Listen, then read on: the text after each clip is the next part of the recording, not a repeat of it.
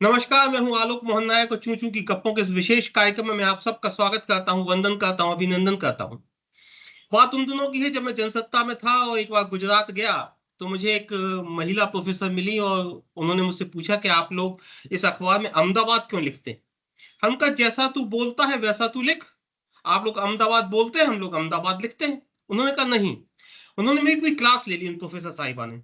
कहा कि अखबार का काम सिर्फ खबर देना नहीं है, समाज को भाषा को लेकर संस्कारित भी करना, बहुत सारे मुद्दों को लेकर जागृत करना भी है। अखबार या मीडिया एक समाज भी बनाता है। तो अखबार का जो जिम्मेवारियां हैं, मीडिया की जो जिम्मेदारियां हैं, वो बहुत ज्यादा है। तो आप उन जिम्मेदारियों से भाग नहीं सकते।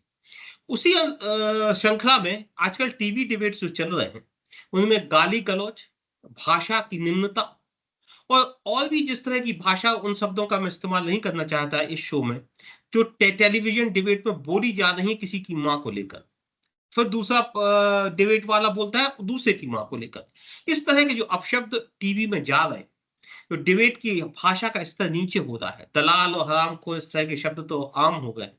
तो क्या हम भाषा से संस्कारित कर रहे हैं लोगों को? क्या ये डिबेट अब बच्चों और परिवारों के साथ देखे जा सकते हैं? क्या इन डिबेट को भी अब सेंसर का ए सर्टिफिकेट मिलना चाहिए? इस तरह के बहुत सारे सवाल हैं जो आज हम आप तमाम महानुभावों, तमाम जानकारों से इस पर चर्चा करेंगे। हमारे साथ भोपाल से डॉक्टर आशीष दुबे जी हैं।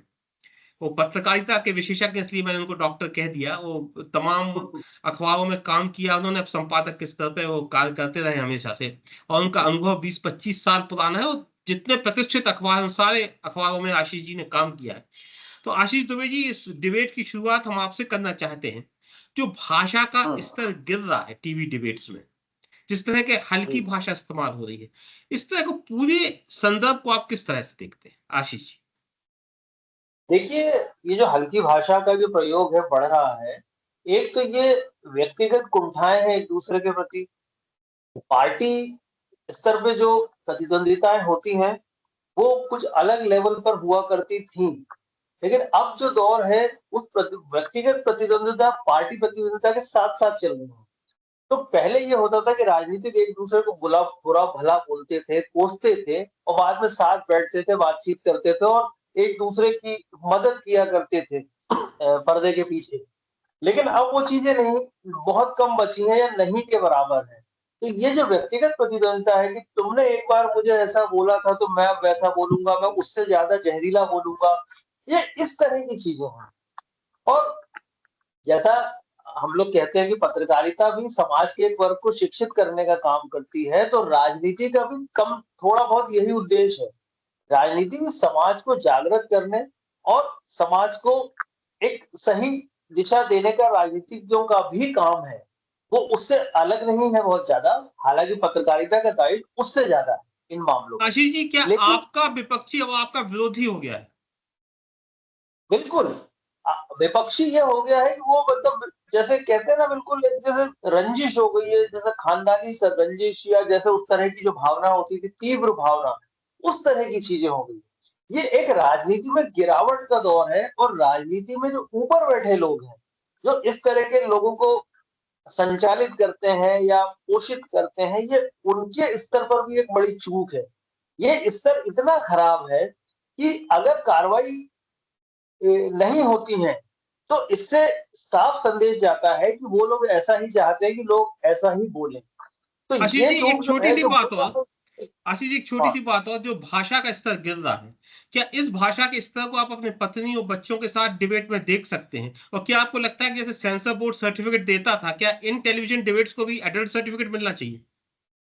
नहीं निश्चित तौर पर ये मैं अगला मेरा यही बोलने वाला था कि ये इस तरह की यदि डिबेट होती है, तो वो उसका एक स्लॉट होना चाहिए शाम के समय में, रात के समय। जैसे एक समय एक बड़ा टीवी सीरियल जो आता था, रियलिटी शो, वो रात को लेट आता था, क्योंकि उसमें इसी तरह की बातें हुआ करती थी।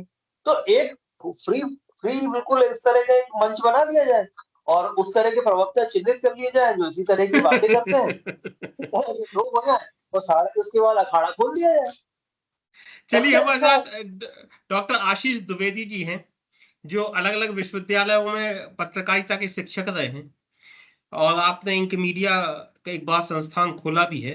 इसके अलावा आपकी जो विशेषता है कि आपने कम्युनिकेशन में आपने किताब लिखी है, आप उसके विशेषज्ञ हैं।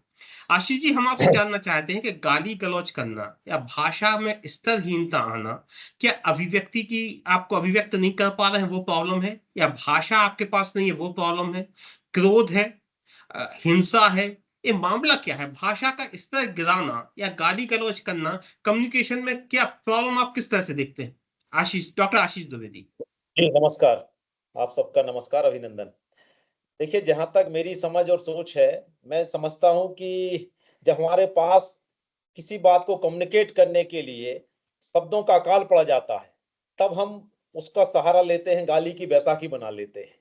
और जब जातिगत और पशुगत गालियां, पशु के तौर पर किसी को कुत्ता कह देना, किसी को हाथी कह देना, अलग अलग तरह से पशुगत गालियां अलग होती हैं, जातिगत गालियां अलग होती हैं। और ये जो गालियां मात्र सत्ता को लेकर जो गालियां बनी हुई है, इसमें हमारी वंदना मैडम बहुत सारा काम भी कर रही हैं। तो ये जातिगत गालियां, व्यक्तिगत गालियां, अलग अलग तरह के शब्द हैं। दूसरी बात ये है कि एक होता है तर्क, एक होता है वितर्क, और तीसरा होता है कुतर्क। इन सबसे जब आदमी हारता है, तब वो चौथा सहारा लेता है गाली का। ना उसके पास तर्क होता है, ना वितर्क होता है, ना कुतर्क होता है, फिर वो देता है सीधा गाली। तो वहां मतलब ये आपके मानसिक दिवालियेपन को भी उजागर करता है कि आप वैचारिक तौर पर इतने दिवालिये हैं कि आपके पास कुछ नहीं। हम लोग कहते हैं कि आपकी वाणी में सरस्वती विराजी है, जिह्वा पर वाग्देवी विराजमान है। यानी आशीष जी, अगर जवाब आपके पास नहीं है तो खीज में आप गाली बकते हैं। खींच, मैंने आपसे सुबह भी बात की थी कि आपकी कुंठाओं की अभिव्यक्ति भी है गाली। जब आप कुछ नहीं कर पा रहे तो गाली दे देते हैं, तो कुंठाओं की अभिव्यक्ति है। और जब आपकी वाणी पर मां सरस्वती विराजमान है और उससे आप ऐसे शब्द निकालेंगे, तो न जाने आप कितना बड़ा जघन्य पाप भी कर रहे हैं। और एक साथ इतने तरह की, और सिनेमा भी बड़ा माध्यम है, मीडिया का तो आपने दोषारोपण किया है, लेकिन उसके साथ सिनेमा के माध्यम से जो गालियां आ रही हैं, कई गाने ऐसे बने हुए हैं, कई फिल्मों के टाइटल गालियों पर केंद्रित हो गए हैं, और आमतौर पर खूब सारी बोलचाल में गालियां दी जा रही हैं। आशीष जी, मुझे आपके याद सवाल का जवाब अपन डॉक्टर आलोक शुक्ला से लेंगे, जो बहुत बड़े नाटककार भी हैं और बहुत सारे नाटक उन्होंने लिखे भी हैं, उनके पास चलेंगे अपन आपका ये सवाल पूछने के लिए। लेकिन उससे पहले हम डॉक्टर वंदना गुप्ता के पास जाना चाहते हैं। डॉक्टर वंदना गुप्ता बेसिकली गायनिकोलॉजिस्ट हैं, आप स्त्री रोग विशेषज्ञ हैं, लेकिन आपकी विशेषता यह है कि आप अपने काम के साथ साथ बहुत सारे सामाजिक कार्य भी करती हैं। उसका बहुत लंबा बायोडेटा है, अगर मैं पूरा बोलूंगा तो बहुत समय चला जाएगा, इतना लंबा बायोडेटा है मैडम का, इतने सारे काम आपने किए हैं, इतनी किताबें आपने लिखी हैं। लेकिन मैडम का जो मुख्य काम है वो एब्यूज पे है, गाली गलौज पे है। तो सबसे पहले मैं डॉक्टर से, वंदना गुप्ता से इसी बारे में बात करता हूं कि मैडम, समाज में जो गालियों का प्रचलन हो रहा है और जो टीवी डिबेट्स में अब लोग एक दूसरे को इतनी गंदी गालियां देने लगे, इतने गंदे शब्द कहने लगे हैं, इससे इस पूरे संदर्भ को आप किस तरह से देखती हैं डॉक्टर वंदना गुप्ता? आदरणीय आप सभी को नमस्कार। मैं इसको इस तरीके से देखती हूँ कि अगर घर में एक छोटे बच्चे को देख लीजिए, अगर आप उसको पहली गलती पे नहीं टोकते हैं, तो वो दूसरी भी करेगा, और दूसरी पे भी नहीं टोकते तो वो गलती पे गलती करता जाएगा, और यही संस्कार उसको बचपन से मिल जाएगा। मैं इसी चीज को जोड़ करके देखती हूँ कि समाज के अंदर माँ, विशेष रूप से जो पहली गाली होती, माँ बहन बेटी की गालियों को ही देख के लोग अपना फ्रस्ट्रेशन निकालते हैं, और एक नकारात्मक ऊर्जा से वो भरपूर हो जाते हैं उस समय। तो इसके पीछे उनका जो सोच है, जो ये इस प्रकार की वो सोच को के साथ बोलते हैं, उसका सबसे बड़ा कारण है समाज की चुप्पी। कहीं पे भी कोई माँ बहन बेटी की गाली दे रहा है, तो वहां सब मूक दर्शक बने रहेंगे। तो समाज की इसी चुप्पी ने सिनेमा जगत से लेके समाज के अंदर निरंकुशता, और व्यक्ति तो बदल नहीं जाएगा, जो देखने वाला है, जिसको फिल्में अच्छी लग रही वैसी, वही यहाँ हमारे साथ मीडिया में भी बैठा है, वही वहां विद्यार्थी के रूप में भी बैठा है, वही वहां अधिकारी के रूप में भी, प्रशासनिक क्षेत्र में बैठा है, वही राजनीतिक के रूप में भी बैठा है। तो वंदना मैडम, इसका प्रभाव क्या देखती हैं आप समाज पे? समाज में इसका देखिए, ये खुलेआम बलात्कार की धमकी है। मैं इन 3 शब्दों को जो माँ बहन बेटी की गालियां दी जा रही हैं, मैं इन्हीं को सबसे बड़ा प्रमुख मानती हूँ अभी, क्योंकि इसी से झगड़े शुरुआत होते हैं। और इसका असर क्या पड़ता है आप खुद महसूस करिए। अगर जहां पे ये गालियां दी जा रही है, अगर कोई भी महिला वहां आसपास है, तो वो इतनी सहम जाती है। जिस गली सड़क से निकल रही, अगर वहां लोग लड़ रहे हैं, तो उसके पैरों की गति को आप देखिए। उसके पैरों में एक भय के साथ गति बढ़ जाती है। ये समाज के अंदर भय पैदा करता है, और इतना ज्यादा इस समय व्याप्त हो गया है कि आप लगातार यौन अपराध, महिला हिंसा, ये लगातार आप देख रहे हैं। इसी डॉक्टर का वंदना, आपके दुष्परिणाम। पास हम अगले राउंड में फिर आएंगे। अभी हम राहुल जी भाई जी के पास चलते हैं, जो जी मनोविज्ञान के विशेषज्ञ हैं, बिहेवियर के विशेषज्ञ हैं। सर, आप इस बिहेवियर को, इस एबनॉर्मेलिटी को, इस बीमारी को मनोविज्ञान की दृष्टि में किस तरह से देखते हैं? गाली है क्या? इन भाषा का निचले स्तर पर इस्तेमाल आप लोग किस तरह से देखते हैं, डॉक्टर राहुल भाई जी? अभी हमारे आशीष जी ने कहा कि कुंठाएं हैं। कुंठा एक मनोवैज्ञानिक श्रेणी है। लालच एक बहुत, वो भी एक अपने आप में एक श्रेणी में जाता है, एबनॉर्मेलिटी में जाती है। ऐसी बहुत सारी एबनॉर्मल जो पर्सनैलिटी के जो पार्ट हैं, उनके कंस्ट्रक्ट होने में कॉज एंड इफेक्ट को अगर हम लोग थोड़ा सा कोशिश करें जानने की, कि वो लगता है राहुल भाई जी के पास इंटरनेट की प्रॉब्लम थी, वो फ्रीज हो गए हैं। हम आलोक शुक्ला जी के पास चलते हैं। आलोक शुक्ला जी ने कई नाटक लिखे हैं। आप बहुत बड़े एक्टर हैं, साथ में आप बहुत अच्छे लेखक भी हैं, आलोक शुक्ला जी। तो आलोक शुक्ला जी, पहला सवाल मेरा ये है कि जो आप नाटक लिखते हैं, क्या उनमें गाली गलौज लिखते हैं? और फिर दूसरा सवाल, के जो फिल्मों में और नाटकों में जो गाली गलौज आ रही हैं, उसका समाज पे इम्पैक्ट आ रहा है? ये आशीष द्विवेदी, डॉक्टर आशीष द्विवेदी ने सवाल आपसे पूछा था। तो पहला मेरा सवाल है, क्या आप जो नाटक लिखते हैं उनमें गाली गलौज लिखते हैं या नहीं लिखते? आलोक जी। नमस्कार आलोक जी, सभी को नमस्कार, और मुझे इस चर्चा में शामिल करने के लिए बहुत बहुत शुक्रिया। मैं लाइटर मोड में पहले तो मैं आशीष दुबे जी की बात को बोलूंगा, सही में कोई एडल्ट टॉक जो डिबेट चालू कर देनी चाहिए जो बोल रहे थे। मैं भी मुतासिर हूँ कि कोई एडल्ट टॉक हो जाए, क्योंकि एक्चुअली मैं डिबेट नहीं देखता, मैं बहुत आलोक पहले जी से एक मिनट, निराश हो आलोक जी चुका एक हूँ। मिनट, एक मिनट। आशीष दुबे जी, अगर ऐसा एडल्ट डिबेट होगा तो आप उसमें जाएंगे कि नहीं जाएंगे? क्योंकि आप तो सारे डिबेट्स में दिखते हैं, जितने डिबेट्स में देखता हूं उसमें अधिकतर डिबेट्स में आप होते हैं भोपाल में। तो ऐसे एडल्ट डिबेट में आप रहेंगे कि नहीं रहेंगे?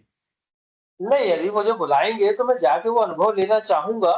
मैं बतौर, भले उस चीज का उपयोग ना करूं, लेकिन उसका अपना एक्सपर्ट कमेंट तो देना ही चाहूंगा कि कौन चलिए कितनी आलोक शुक्ला गहराई। जी, ये जाएंगे भाई, ये भी जाएंगे। चलिए आलोक शुक्ला जी कंटिन्यू करिए जी। मैं बतौर जज तो जाऊंगा, बतौर माफी जज। चाहूंगा आशीष दुबे जी, मैं नहीं देख पाऊंगा, मैं नहीं देखूंगा उसको। नहीं, हाँ, मैं मतलब मैं ये कि मैं तो बतौर जज वैसे जाऊंगा, मैं वो उपयोग नहीं करूंगा, बतौर जज जाऊंगा। अच्छा अच्छा, आलोक शुक्ला जी आप कंटिन्यू ये करिए। लाइटर आलोक लाइटर मेरी मोड पे बात, थी। और मैं कुछ कह रहा था जैसे वो बात जाप मतलब रही है। आशीष दुबे जी ने उसकी बात कही, और जो तो और आशीष जी ने जो है तो जो भी बातें कही, इसमें शब्दों की कमी कही, या डॉक्टर वंदना जी ने परिवेश की बात कही, तो सब अपनी जगह बिल्कुल सही है।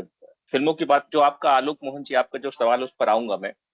ये मेरी नजर में कतई शब्दों की कमी नहीं है। ये वर्चस्व की लड़ाई है। तलवारों से लड़ी जाती है, बम और गोलों से लड़ी जाती है, मिसाइलों से लड़ी जाती है। व्यक्ति आपस में मिसाइल लेकर चल नहीं सकता। और बुंदेलखंड में जो गालियां परिवेश में ही निर्मित हैं, आलोक मोहन जी जानते हैं, मैं भी थोड़ा सा जानता हूँ, उनका हम प्रयोग नहीं करेंगे। कुछ परिवेश में कुछ माँ बहन की गालियां इनबिल्ट है, आप रोक नहीं सकते। घर में माँ बहन बाप सब दे रहे होते हैं उसको, और वो उसको बुरा भी नहीं माना जाता। गालियों का चरण शादियों में भी होता है। तो आप मुझसे वो, लेकिन वो फनी तरीके से होता है, जैसे दुबे जी से बात चर्चा हो रही थी, चलो फनी तरीके से हो जाए उसमें। तो गालियों का प्रचलन इतना नया भी नहीं, लेकिन हाँ, पितृ सत्तात्मक सत्ता जो है, हमेशा यौनिक रूप से गालियों का प्रयोग हुआ है ज्यादातर। तो ये वर्चस्व की ही लड़ाई रही है। व्यक्ति ने हिंसा शब्दों से की है, गालियों के रूप में की है, और अपने आप को उच्चतर अपने साबित करने के लिए उसने किया है, और वो अभी भी करता है। हम आप भी कभी कहीं न कहीं उसमें इन्वॉल्व होते हैं, इससे हम इनकार नहीं कर सकते, और अगर इनकार करेंगे तो शायद हम अपने आप को छुपा रहे होते हैं। कम से कम नाटक में तो नहीं, शुक्ला लिखता जी, हूँ, जो जानता हूँ। डॉक्टर आशीष पूछ रहे थे कि फिल्मों का इम्पैक्ट जो आजकल आप ओटीटी प्लेटफॉर्म मैं पे दूसरी हाँ मूवियों में जो मैं गाली उस गलौज पे आ रहा हूँ। फ्रीक्वेंटली दी जा रही है, उसका असर है समाज पे। हाँ बिल्कुल, देखिए वैसी गालियां बिहार में और बांदा डिस्ट्रिक्ट के आसपास और बहुत सारे एरिया से बहुत सारी गाली गलौज होती है, प्रयोग होती है। देखिए गैंग्स ऑफ वासेपुर में जब फिल्म में जब हुए तो बहुत मतलब कि उसके जो डायरेक्टर हैं, प्रोड्यूसर, उनको बहुत गालियां पड़ी क्योंकि बहुत गालियां यूज की थी। उसने काफी समाज में बुरा प्रभाव डाला। उन्होंने यही बोला कि किया हुआ है। अब जैसे ढके छुपे में किसी एक छोटे एरिया में होती है तो वो वहीं पर रहती है, उसका समाज पर प्रभाव समग्र रूप से नहीं होता, समग्र रूप से नहीं होता। जब वो सिनेमा के पर्दे में बड़े 70 में आती हैं गालियां वो, और ग्लैमराइज की जाती हैं फिल्मों में, गाड़ियां, सेक्स, ये सब ग्लैमराइज किया जाता है।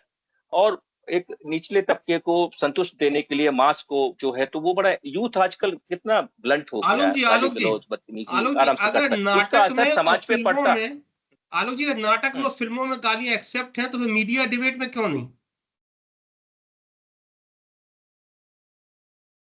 नहीं नहीं, फिल्मों में एक्सेप्ट नहीं है, किसने कहा एक्सेप्ट? हम बिल्कुल एक्सेप्ट, समाज हमारा कभी भी वैसा ही है कि हम बोले चाहे कितना, लेकिन हम समाज में गालियों को प्रतिस्थापित नहीं कर रहे। हम बहस ही इसीलिए कर रहे हैं कि हम उसकी प्रतिष्ठा नहीं कर रहे, हम प्रतिष्ठा के खिलाफ प्रतिक्रिया दे रहे हैं। ये चर्चा ही पूरी है कि उस प्रतिष्ठा के खिलाफ शर्मिष्ठा की जो भी गिरफ्तारी हुई है, उसकी अभिव्यक्ति की आजादी पर तो बात हो रही है, लेकिन वो जो गाली गलौज की भाषा यूज करती है। किसी मेरे मित्र ने, एनडीटीवी के मित्र ने भेजा उसने कि आलोक जी आपने अभिव्यक्ति की आजादी पर लिखा है फेसबुक में, तो वो लोग बहुत गाली करते। उसने मुझे दिया तो मैंने बाकायदा कोट किया कि मैं शर्मिष्ठा की गाली गलौज की भरी भाषा से सहमत नहीं, अभिव्यक्ति की आजादी अपनी जगह है। चलिए तो आलोक इसी जी, आपके तरीके पास से फिर हम दोबारा आते आप हैं। आलोक चर्चा जी, ही आपके इसीलिए पास कर रहे अगले राउंड में हैं। आते हैं। राहुल भाई जी, आप कुछ कह रहे थे और आप फ्रीज हो गए थे, बताइए। हाँ, असल में मैं ये जो कहना चाह रहा था, ये जो कॉज एंड इफेक्ट का सवाल है, ये बहुत महत्वपूर्ण है किसी के भी व्यवहार के निर्धारण का। इस समय जितने भी व्यवहारों के विश्लेषण में हम लोग जा रहे हैं किसी भी किस्म के, तो उसके कॉजेस बड़ी दूसरी जगह पर हम लोगों को लेके जा रहे हैं। खास तौर से अब जब राजनीति की बात आती है और ऐसी परिचर्चाओं का जब डिबेट के सवाल आते हैं, तो राजनीति का जो स्वरूप था सामाजिक और सांस्कृतिक डिजाइन करने का, उस राजनीति ने बहुत ही आर्थिक रूप से शेप ले लिया।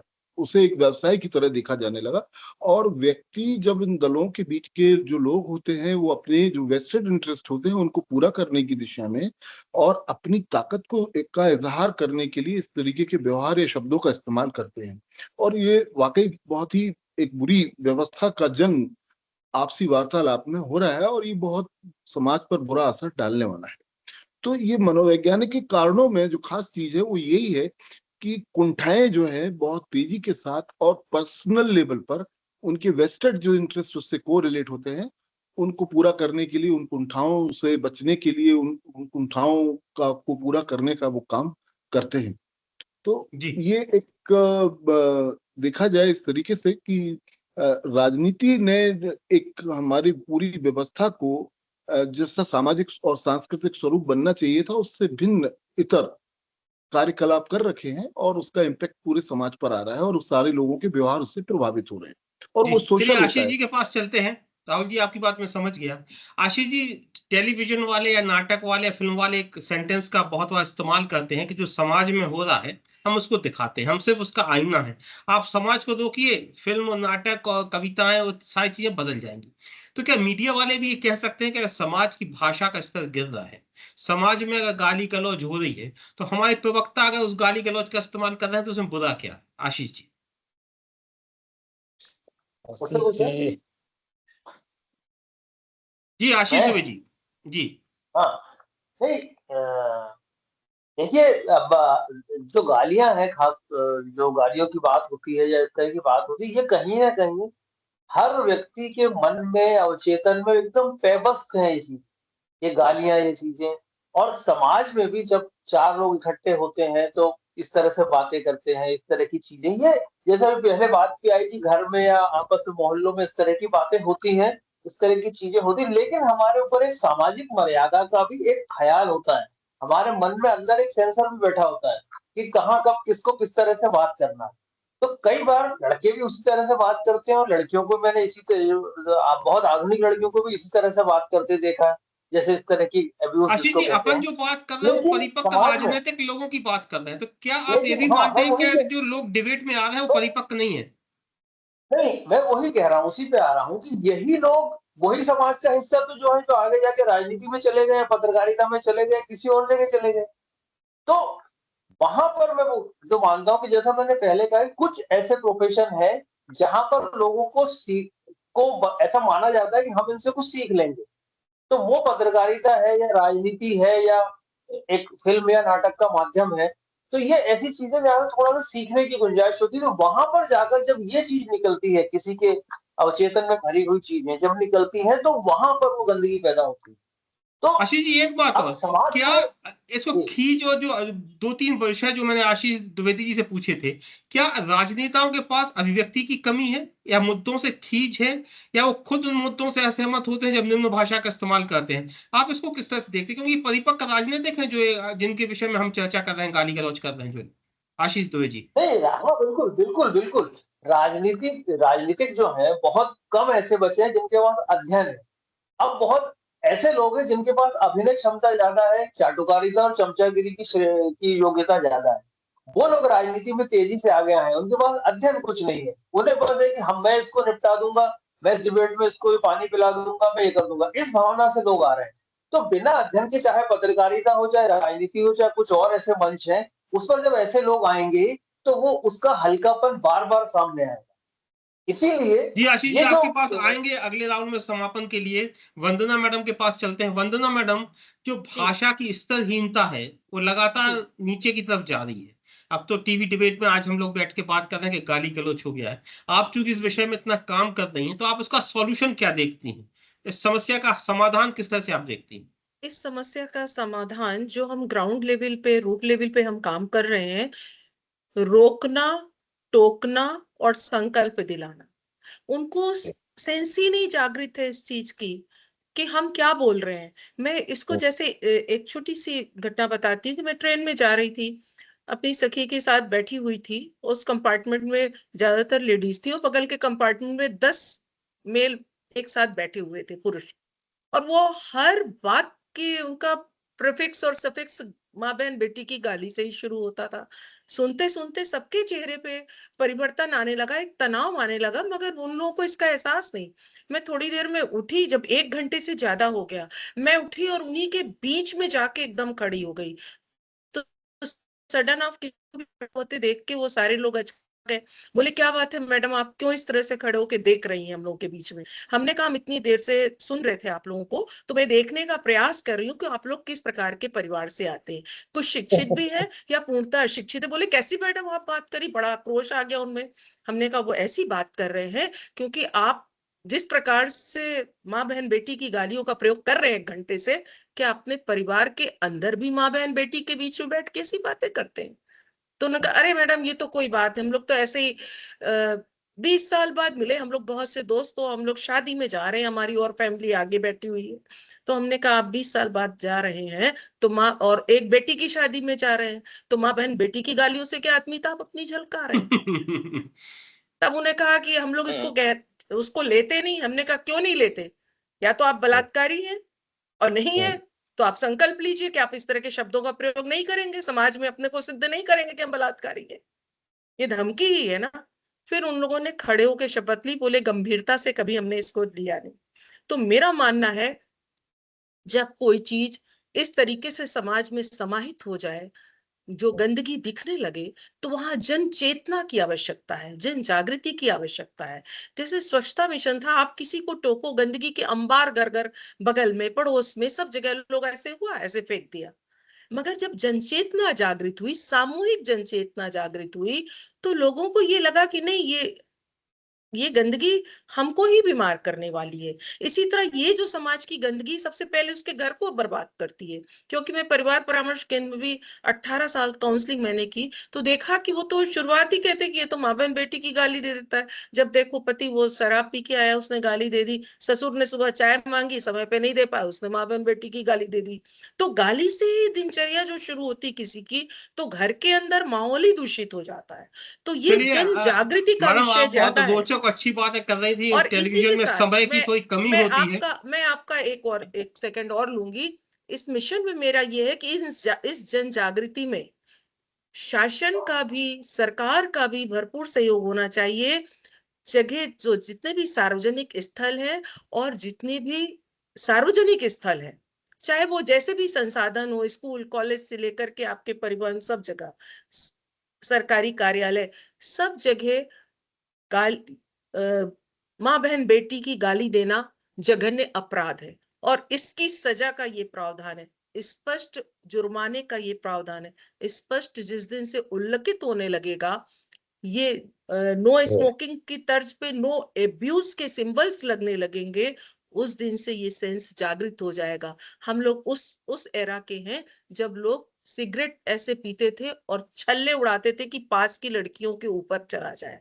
मगर आज आप परिवर्तन देखिए, जन जागृति से परिवर्तन आता है। जब समाज में बहुत गंदगी आने लगे तो जागृति भी आवश्यक है। और जीवन हमारे मैम, आपकी बात बहुत भगवान अच्छी और श्री सही कृष्ण है, ने शिशुपाल लेकिन को थोड़ा समय की प्रॉब्लम, इसलिए मैं आपको रोक रहा हूँ। अधिक गाली देने पे ही शिशुपाल का वध हुआ था, ये हम ना भूले।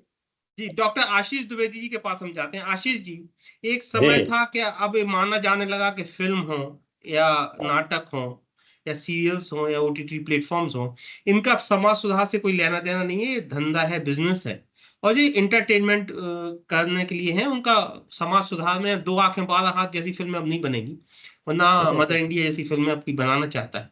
तो क्या उसी तर्ज पे हमारा मीडिया भी जा रहा है कि उसका मुख्य काम शो में टीआरपी लेना, ग्लैमर दिखाना, अव्वल आना, ज्यादा से ज्यादा चर्चित होना? क्या आप इस जिम्मेदारी से पीछे हट रहे हैं क्या? क्योंकि आप 25-30 साल से लगातार स्टूडेंट्स को समझा रहे हैं, पढ़ा रहे हैं, कम्युनिकेशन बता रहे हैं, तो क्या मीडिया भी अब उस स्टेज पर आ गया है कि वो कोई जिम्मेदारी नहीं समझ रहा है, वो अपनी टीआरपी और विज्ञापन और नंबर 1 होने के चक्कर में फंस गया है? आशीष द्विवेदी जी। मैं थोड़ा सा एक पुस्तक से जिक्र करूंगा, समकालीन पत्रकारिता मूल्यांकन और मुद्दे में, राजकिशोर जी की पुस्तक है। उसमें उन्होंने एक बड़ी महत्वपूर्ण बात कही थी कि आज की पत्रकारिता को देख, करीब करीब 40 वर्ष पुरानी पुस्तक है, ऐसा लगता है कि कोई ऋषि स्खलित हो गया हो या कुलवधु कोठे पर बैठ गई हो। बहुत तीखा था ये प्रहार। और ये 40 ये साल बात पहले उन्होंने 40 साल पहले कही? 40 साल पहले राजकिशोर जी की जी, पुस्तक है समकालीन पत्रकारिता मूल्यांकन और मुद्दे, उसमें उन्होंने अपनी भूमिका में बात कही है। दूसरी बात, ये जो आपने सिनेमा की बात कही, मीडिया की बात कही, मीडिया का बेसिक जो हम लोग पढ़ाते हैं, टू इन्फॉर्म, टू एजुकेट और टू एंटरटेन, उसका काम समाज को सूचना, शिक्षा और मनोरंजन है, 3 काम होते हैं। लेकिन शिक्षा के मामले में जब हम देखते हैं तो एजुकेट करने में, यदि हम ऐसी शब्दावली से उसको एजुकेट करेंगे अपनी भावी पीढ़ी के लिए, तो न जाने हम किस तरह का समाज की रचना करने वाले हैं। हम इसको कैजुअल वे में नहीं ले सकते। मैं माफ कीजिए, अभी शायद आलोक जी ने ये बात कही थी कि अब गालियां दी जाती हैं और बहुत उसको कैजुअली ले जाने लगा है।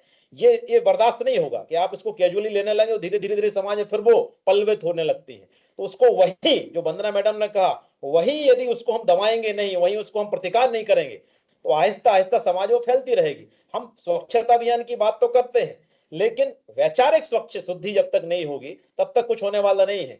और डिबेट की बड़ी बात यह है कि आज जो वैचारिक छुआछूत है बहुत तेजी से बढ़ रही है, विचारों की छुआछूत। एक वामपंथी को राष्ट्रवादी नहीं समझ में आ रहा, मतलब उससे बात करने के लिए भी तैयार नहीं, उसके साथ बैठने के लिए तैयार नहीं है। तो जो वैचारिक छुआछूत बहुत ऊंचे तक आ गई है, यदि हम उसको नहीं रोकेंगे, उसको नहीं पाटा जाएगा, तो आने वाले समय में समाज में ढेर सारी खाइयां हम बनाने वाले हैं और बहुत विषाक्त माहौल पैदा करने वाले हैं एक दूसरे के प्रति। डॉक्टर आशीष, क्या एक एक कम्युनिकेशन के साथ साथ, एक मिनट और, 16 संस्कारों में एक 17वां संस्कार जोड़ना पड़ेगा, भाषा का संस्कार। यदि हम ये नहीं जोड़ेंगे तो हम एक विकृत और विद्रूप समाज की रचना करने वाले हैं। जी डॉक्टर आशीष, हम आपसे एक बात तो समझना चाहिए, क्या गाली गलौच या भाषा का निचला होता स्तर, आप कह रहे हैं कि सिर्फ कम्युनिकेशन की प्रॉब्लम नहीं है, समाज की प्रॉब्लम भी है? जी, सोशल मीडिया पर ट्रोलिंग देखिए, अब ट्रोलिंग में कितनी सारी गालियां आ रही हैं, खुलेआम गालियां दी जा रही हैं ट्रोल करते हुए किसी के लिए। ये बर्दाश्त किया जाएगा? कब कैसे समाज बना रहे हैं आप? और एक और बड़ी बात है, 1995 में फिल्म आई थी मोहरा, उसमें एक गीत था कि तू चीज बड़ी है मस्त मस्त। कभी किसी महिला ने ये अप्रोच किया कि हमारे लिए चीज के तौर पर कैसे इस्तेमाल कर रहे हो? फिर एक आया जवानी कटरीना की, उसकी जवानी का चमेली, चिकनी चमेली, इस तरह के गीत आते हैं। फिर अब गीत आया था खलनायक मूवी में एक, उन गीतों पर कभी किसी महिला ने प्रतिकार किया क्या कि हम गाएंगे नहीं इस गीत के लिए? कभी महिला ने महिला ही गाती है, महिला ही उसको फिल्माया जा रहा है, उसी के ऊपर लिरिक्स भी कौन लिख रहा है।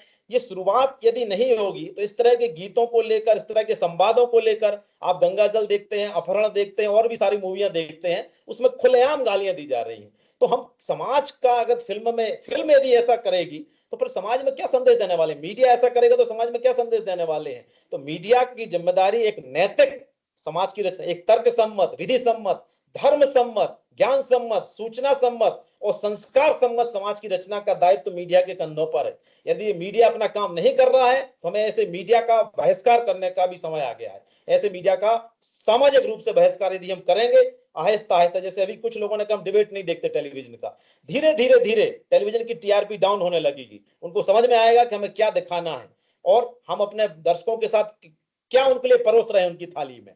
ये मीडिया की जिम्मेदारी समाज ही तय करेगा। अब कोई मालिक और संपादक तय नहीं कर रहा है, समाज को तय करना पड़ेगा।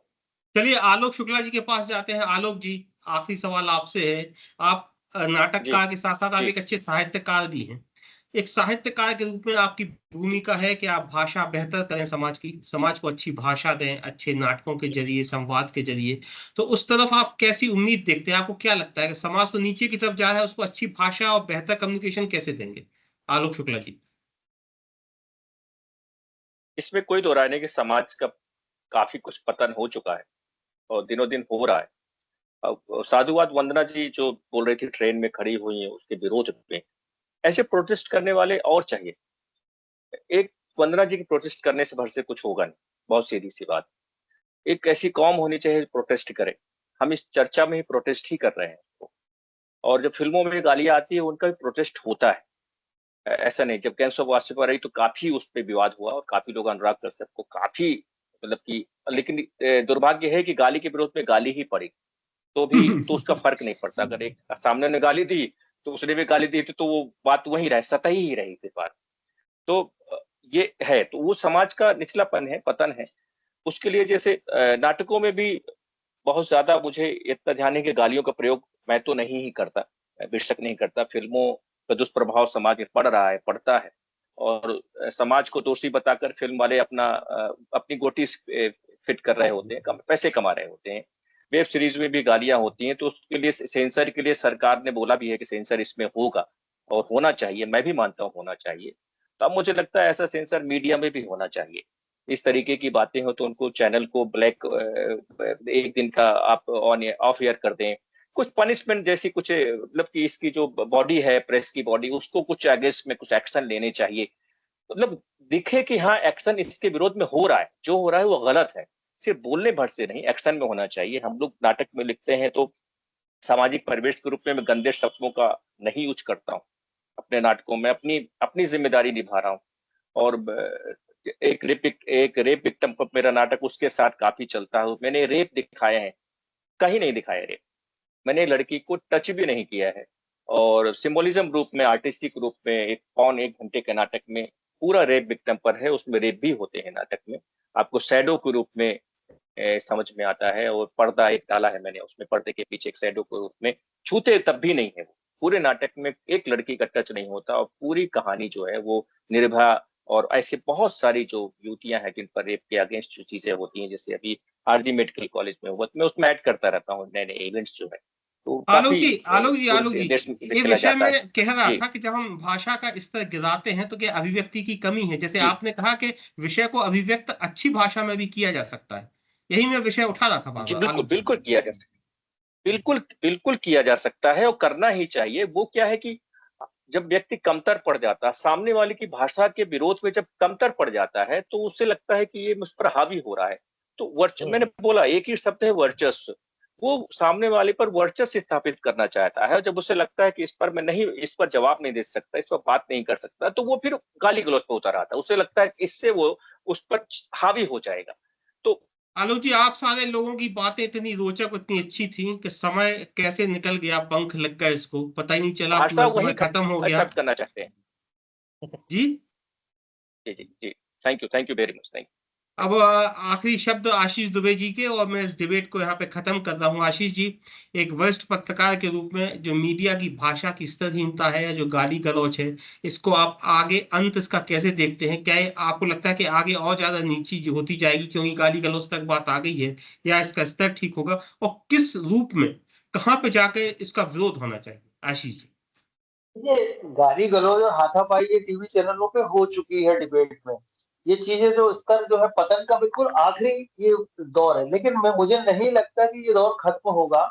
इस तरह की प्रवृत्तियां चलती रहेंगी क्योंकि समाज, सोशल मीडिया और जिस तरह की चीजें चल रही हैं उसमें ये लेकिन यहाँ पर जो है एक अंकुश जब तक समाज का नहीं होगा, जब तक समाज उनको डिस्करेज नहीं करेगा और उनको प्रताड़ित नहीं करेगा, तब तक नहीं होगा। देखिए, अभी जिस मुद्दे पर हम बात कर रहे हैं, उस चैनल के एंकर ने किया क्या? जब उसने इस तरह के शब्द का उपयोग किया तो वो एंकर क्या कर रहा था? उस एंकर को वही 15 मिनट उस आदमी की क्लास लेनी चाहिए, वहीं पे उसको प्रताड़ित किया जाना था। लेकिन वो टीआरपी के लिए उसको हल्का फुल्का रोक राक के और बात आगे बढ़ा देते। उससे अच्छा मंच लाइव क्या होता कि वहीं पर उसका जो, जैसा मैंने कहा, मैं ऐसी जगहों पर जाऊंगा जज के तौर पर, वो फिर मैं उनको उस तरह से बताता हूँ। उस समाज उस तरह की प्रधानता जरूरी है, वहीं पर इलाज जरूरी है। कल जो चूक, परसों जो चूक हुई उस डिबेट में एंकर की, वो तो आलोक मोहन जी, आशीष जी ऐसी गाली गलौज वाली डिबेट में आपका नेट की प्रॉब्लम रही, शायद आपकी आवाज नहीं आ पाई। चलिए, इस डिबेट को हम यहाँ पे समाप्त करते हैं। आप तमाम लोगों ने बहुत महत्वपूर्ण बातें बताई, और डॉक्टर वंदना गुप्ता का जो साहस था, जो जिस संकल्प के साथ उन्होंने अपनी बात कही, बात सिर्फ टीवी डिबेट्स या विचारों में नहीं होती। उन्होंने जिस तरह बताया कि 10 पुरुषों के बीच में जाकर वो खड़ी हो गई मां काली की तरह, इस तरह का जो प्रावधान है, इस तरह की जो विशेषता है, जो आशीष दुबे जी ने कहा कि वो एंकर चूक गया, जो डॉक्टर वंदना गुप्ता ने किया, वो एंकर वो काम करने से चूक गया। आशीष जी ने कहा कुंठा है। आलोक शुक्ला जी ने साफ साफ कहा कि ऐसे नाटकों में या किसी भी अभिव्यक्ति भी बेहतर भाषा से, अच्छी भाषा से की जा सकती है। उसके लिए गाली गलौच या निम्नता नहीं चाहिए, उसके लिए ये आपका मानसिक दिवालियापन है। लेकिन एक विचार जो हमें परेशान करता है, क्या आने वाले भविष्य में हमारे डिबेट्स रात में 11 बजे होंगे, जिसे हम परिवार और बच्चों के साथ नहीं देखेंगे, या जो ए सर्टिफिकेट के साथ आएंगे, जैसा कि आशीष दुबे जी ने कहा कि सिर्फ एडल्ट लोग इनको देखें, और फिर जो प्रवक्ता लोग हैं उनके पास खुली छूट होगी कि वे अपने सामने वाले विरोधी या विपक्षी के साथ किसी भी तरह का भाषा का इस्तेमाल कर सकते हैं। भगवान करे कि वो मीडिया का दिन, वो सब हम लोगों को देखने ना मिले, और आशीष द्विवेदी जी के जो शिष्य हैं वो इस स्तर तक ना पहुंचे, लेकिन जो गुरु जी को परेशान करें। हमारे पास समय कम है, तो मैं इस डिबेट को एक लाइन बोलूंगी इस पे। एक स्लोगन जो हमारा है, स्वच्छ भारत मिशन का ये भी संकल्प होना चाहिए, माँ बहन बेटी गालियां अब बंद होना चाहिए, बलात्कारी मानसिकता का अंत होना चाहिए, जन जन की ये आवाज है, जन जन तक जाना चाहिए। चलिए, डॉक्टर वंदना गुप्ता की आवाज जनता तक पहुंचे, और आप सब लोगों ने इस महत्वपूर्ण विषय पर जो अपने विचार रखे, मैं आप सब लोगों के लिए बहुत बहुत शुभकामनाएं देता हूं, मंगल कामना देता हूं। आभार, धन्यवाद, नमस्कार। आपको भी बहुत बहुत धन्यवाद। आपने इस डिबेट में हमको